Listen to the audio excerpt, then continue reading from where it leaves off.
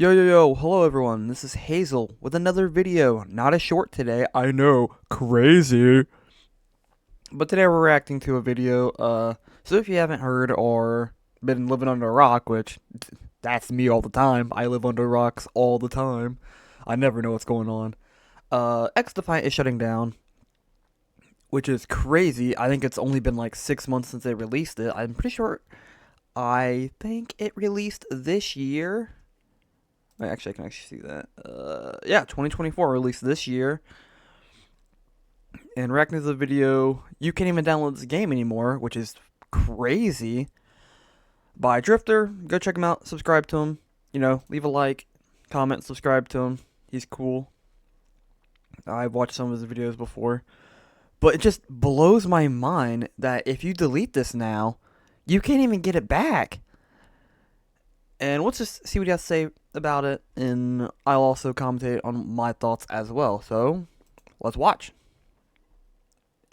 Here, Ubisoft has officially made the decision to shut down Xdefiant, and even though the game is still live, you actually can't download it. I'd uninstalled it from my system to make space for new games, and unfortunately because of that, I can no longer even download and play Xdefiant for gameplay, so the gameplay you're seeing around you is older gameplay that I recorded about a month or so ago. There's quite a lot to unpack here, so let's just get started with the important facts. All new downloads of Xdefiant and player registrations have been blocked. The game is only playable for those who already have it fully installed and are logged in. Official shutdown doesn't happen until June 3rd, so we've still got like 7 months of game. June 3rd, 2025, that is. And after which it'll be unplayable. Season 3 is apparently still coming out. We don't know when. And the Ultimate Founders Pack members are going to be getting a full refund in the next 30 days. If you bought the Founders Pack, Alright, which I just have to interject here, which is really crazy. So, 7 months worth of gameplay, or 7 months of game, and it would be very funny if they released the final season 3 before they even the day before they shut it down. That'd be pretty funny. But that's crazy. I don't know, man. That's so wild, the fact that one is shutting down, cuz all honestly, I mean, did it pop off like Call of Duty? No. I think I still had definitely a big fan base. And if I remember, there was like 32 million players on launch. And if that's not able to keep a company running, then I don't know. Something really needs to change, man. But as everyone knows, it's Ubisoft. When are they not taking L's, honestly? But anyway, let's continue. Play game, give you a ton of cosmetics and loot and bonuses and stuff like that. You're going to get your $70 back sometime this month. Which begs the question, why did Xdefiant shut down? And that's where the meat of today's video is. That's what we're going to dive into. I find it surprising that Xdefiant closed this early, given that the game generated absolutely record-breaking player counts for Ubisoft. According to Mark Rubin, quote, "We broke internal records for the fastest game to surpass 5 million users, and in the end, we had over 15 million players." Okay, so I was wrong. Game. 15 million. He put this really long tweet out on Twitter saying that he was sorry, that this isn't what they wanted. They wanted to support the game longer, that the game was doing well, but the player count was down, and it was kind of a sad read. But again, they broke internal Ubisoft records for first game to surpass 5 million, and yeah, that was really just higher player still counts. pretty Did good. very well on YouTube. It did very well on Twitch for a while. Those aren't exactly one-to-one metrics to judge popularity, but I have noticed that there aren't a lot of Xdefiant videos on YouTube, and the Twitch numbers are brutal unless there's a sponsored stream. If nobody's being sponsored to stream, usually 200 or less total viewers watching that game, which is pretty rough. So according to the tweets, the limited public data, just kind of guessing from YouTube and Twitch success, apparently the player count fell off pretty quickly. It seems like the game had this meteoric rise in player count, and then it immediately fell off really hard. I think the big issue with it falling off as fast as it did was because of one, I think at the time of its release, Black Ops 6 was just around the corner. And like every year, people are going to definitely buy and play the new COD. I think if they... I want to say if they waited, I don't know. I don't think even that would have helped. I think it's just because there was a new Call of Duty around the corner and they were going to release it. I mean, when they showed the betas, that's when the biggest hype around it was. Of course, I mean, even then, the gameplay was, I don't want to say buggy. There was a lot of hit registration wrong. Sorry about that. But then they just ghosted for a bit. Then they came back again with another beta. Then just this big absence of Xdefiant nothing. Then when they finally drop it, some of the stuff was a lot better. Like I can't freaking speak. Hit registration was still a thing. I think netcode was also a little bit gimmicky as well from my experience. Then again, maybe I just have shitty internet. I don't know. That always seems the big thing when games fall. I remember Titanfall 2, when they released. I think it was during Black Ops 3. Like, it released during Black Ops 3. Was it? I want to say it might have been Titanfall 2 released when Black Ops. I now see this. Alright, 1 second. We're going on a little journey. So, Black Ops. Wait, did I say Black Ops 6? I meant Black Ops 3. I'm so sorry. So that released during when? 2015. Titanfall 2. So yeah, Titanfall 2 released during... Wait, so it was a sequel to the 2014. Okay, so Titanfall 1 released 2014. Then Titanfall 2, I think, released shortly after. So 2016. So yeah. So like Titanfall 1 and BO3. That Titanfall quickly really died out because of Black Ops 3 with the, jumping movement. Even though Titanfall did it first, it still died out due to the competition, which is what Xdefiant was trying to do, compete with the big one, Call of Duty. I would say Battlefield, I'm going to be honest, Battlefield right now has just been a hit and a miss. 2024, as terrible as it was in launch, it's gotten a lot better. I play it sometimes, but trying to compete with that is not really the way to go, which I'm sure some people have said. I mean, they could have added a PvE mode as well, which I think they said they wanted to do. Or they said they were talking about it. I don't know if they wanted to do. They were talking about it. Anyway, let's just continue before I ramble on a lot more. Like the finals. The finals had something like 400,000 or 500,000 people online, and then fell down to 5,000 people online in just a month or two, which was brutal for them. And Mark Rubin, who argued that the game wasn't going anywhere anytime soon, as on October 16th, so 6 weeks ago, he said there are no plans to shut down after Season 4. That's just a rumor. Apparently, 6 weeks can change a lot. Recently, the studio has admitted that the numbers were down and that they wanted to continue long-term support, but I guess they're not going to get to do that. Leakers and hackers already dug into the data, and they found that they were planning to do Ubisoft crossovers with Assassin's Creed, Splinter Cell, and other very popular games. And after these studios close, apparently 277 employees are being laid off from the Xdefiant team. They're closing their San Francisco and Osaka offices, and they're ramping down their Sydney offices too. About half the team is going to get reassigned to work on other projects, and about half of them are just straight up laid off. Dude, that really sucks.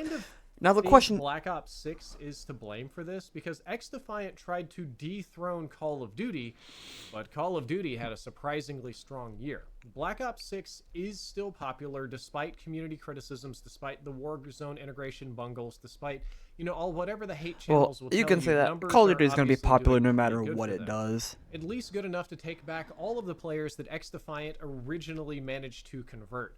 And we talked about this in my original video of Xdefiant versus Black Ops 6, in that Xdefiant's goal was to be a better version of COD because that's how you convert the huge COD player base. Call of Duty has this massive player base. The players are very salty. They're always saying they want to play a different game, but because of their nature, which we don't have time to get into in this video, they always keep going back. Similar types of games. So Xdefiant wanted to be a similar but much better version of Call of Duty in order to take a portion of that player base and start earning revenue off of them. They did a bunch of very community friendly stuff like being free, getting rid of skill based matchmaking, which was a huge marketing point and a huge point of It interest was. for a It was lot a of huge players. marketing point. And maybe since Xdefiant's player base fell off, that thing that Activision says about skill matching helps retain the player count. When the lobbies are random, people get mad and they quit. Maybe that happened. I don't know. Maybe there were other factors. But it certainly does feel bad. Black Ops 6 was just too strong. Too many people went back to playing COD. And I genuinely believe that Xdefiant only needed to weather this initial storm. Everybody knew that was coming. That's what I talked about in my old video, that the winter of Xdefiant, its bleakest, most desperate moment, would be when the initial hype wears off after a month or two, and then the new Call of Duty launches at the same time. That'll push the numbers down to a minimum. And I think that Ubisoft needed to have the money to keep this game going. And maybe apparently for a they didn't. full year or two. It took a long time for Rainbow Six and a lot of their other online games to pop off. And I think that if it had survived the entire Black Ops 6 But cycle, it's not continued to even be supported, if. They didn't even give it might the have found chance. its own community and might have even thrived. The problem is the player base shrank so much, Ubisoft just decided to cut their losses early. And from a corporate perspective, I get that. From a gamer perspective, I hate that. There's also the possibility that the game had retained a decent player base, but perhaps not a spending player base. You'd be surprised how many big games out there don't have many spenders. Some games can have... Well, I wouldn't say surprised. Me, myself, I don't really spend money on the game too much. Unless it's the game I fully play. So, for example, Smite, I spent... Well, technically, I'm a console player. I'm a console turning PC. On Smite 1, the first Smite when I played on Xbox, I had spent $0 on anything. It took me roughly 3 years to unlock. I want to say 3 years, if not maybe 2. 1 to 2 years unlocking every single god in the game with the in-game currency. Now, when I got it on PlayStation, because I converted over to PlayStation, then now I'm on PC somewhat. I did buy the pass just because I didn't want to do that whole goddamn grind again. But I'm not really surprised most people don't really spend money on games. Heck, I don't, even for cosmetics, which is why I loved Overwatch 1 loot boxes a lot, because you didn't even have to spend anything unless you really wanted to get a cool skin. But, if you don't know, now they're gone, because I'm pretty sure it was due to EA's Star Wars Battlefront 2 loot box system that it became a nationwide ban. Not even nationwide, I think a worldwide ban for loot boxes, which, love it, hate it. There was some pros, cons, especially if you're getting it every single game, or whatever. That's just a whole new thing there, but I'm not surprised a lot of people didn't spend money. Especially when some of the cosmetics for Xdefiant weren't that good. Yeah, I'm going to say that. Some of you guys are going to get mad and hate. But honestly, some of the gun skins, there is some... If you're got a legendary skin, yes, it's going to look good. But I didn't really like some of the colors. They look too flat, in my opinion. Then again, this is just coming from an above-average guy. So take my opinions with a grain of salt. All right, let's continue. Millions of players, but only hundreds or maybe thousands of people buying cosmetics. And if you're in that situation, if you're hosting a game where 500,000 people are playing, but only 500 people bought skins, the server costs alone, not even the millions you had to put in a development, just the server costs will put you in negative money really quick if people are not buying cosmetics or whatever it is that you've got to sell. A gaming studio has to be able to attract whales in order to survive in the free-to-play market. I hate that. I don't like that. I'm not a whale. I don't support whaling in games.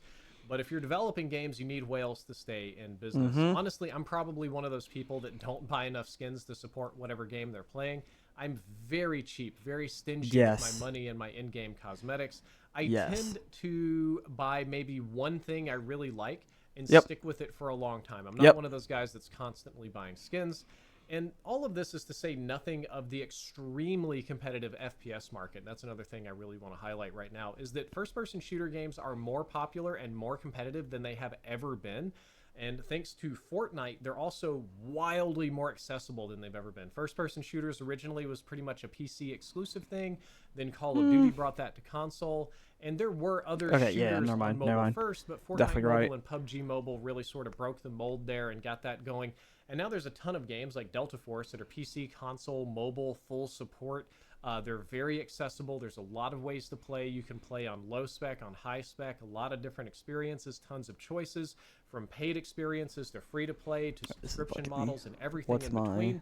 There is absolutely a booming market of FPS games, and the market is bigger than it's ever been, and it's spending more money than it ever has. But this market is I think that's just gaming as a whole because it's also now. more saturated with choices than it has ever been, at least.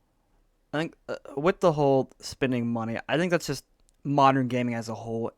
Every single game that's dropped has been a AAA title. It's either all in or our company goes freaking bankrupt, you know. Which it sucks it has to be that way, which is why being an indie developer, heck, when even Lethal Company came out, I was drawing a blank there. I don't think that person spent much of anything, and now it's blown up like crazy, right?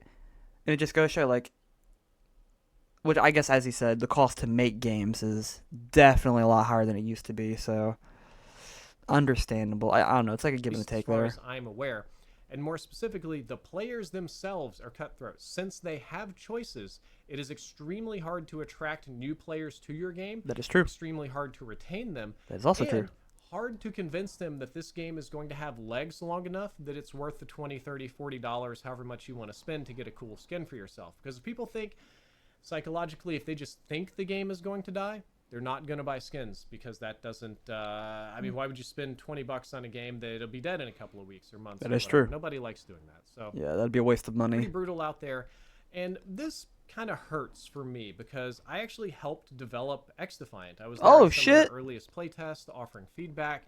For the handful of you that still have the game installed, if you want to watch like 20 minutes of credits, you'll see a special thanks in there to Drifter and Exclusive Ace and some other people that helped make the game. And because I had a hand in it, I obviously wanted it to be successful. Yeah, it's like watching. But beyond just my own personal involvement, I always want games that I post here on this channel to do well, to be successful. Yeah. The more options a consumer has, I think has, any game you love, you want it to do well. Quite a lot right now. The better price and better quality they tend to receive. So the more competitors for your gaming time, odds are the higher the overall quality of offerings. That's just sort of how economics works. And it's just really sad to see Xdefiant go the way of Concord, because it feels so unnecessary. Concord, it really does. I do understand, to compare to that game, that was a $60 game. It wasn't substantially different from Overwatch, and people hated the character design and whatever. But Xdefiant had great Ubisoft characters. It had a built-in story. It had polished gameplay. It was free to play. Compared to Concord. Then again, comparing anything to Concord is dumb. Concord is terrible. Every way possible. I hope that you learned something useful. If you did, don't forget to like, favorite, and subscribe. Drifter out. All right. Well, that's that. Holy heck, 18 minutes. Oh, dear goodness. This is going to be a fun thing to not edit. Well, just like that. I forgot the whole premise of this video was Xdefiant shutting down, blah, blah, blah. Oh, yeah. It's still crazy that you can't even download it, which I mean, I understand. If anything, No, I want to say they could have just kept the servers up. That still would have been money to even keep the servers up. I don't know. But I think just nuking the freaking, like, if you delete it, you can't even get it back anymore. I think that's just probably unnecessary. But hey, with that, I would love to know your guys' thoughts on that, you know. I think they should have at least done it after the game finally died, after the final date, then make it where you can't download it anymore. Like they did with, God, what was it? Godzilla 20... I want to say not 2014. The one that originally released on... It was for PlayStation. I forgot the name. I'm sure someone will tell me in the comments. It got such a bad reception, they removed it from the PlayStation Store. So if you have it, if you have the Godzilla for the PlayStation 4, you can sell that for a lot of money, because there's not that many copies. You can't even get one anymore, which I'm a lover of Godzilla, so I would probably invest in that anyways. Which, stay tuned for that rant. Why is there no freaking Godzilla games anymore? But with all that, I bid you all au revoir. Much love and kisses.